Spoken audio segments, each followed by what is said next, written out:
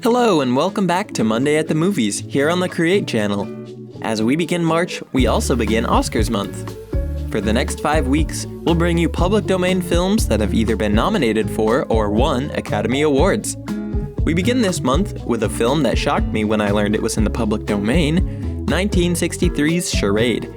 Unlike the previous films we've aired, Charade was a big-budget, star-studded production, featuring actors like Cary Grant, Audrey Hepburn, Walter Matthau, and direction by Stanley Donen.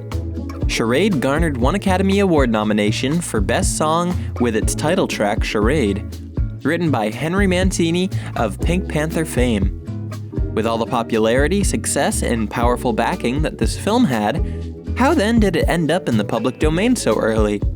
Well, before 1978, a film had to include a specific copyright notice in order to avoid falling into the public domain.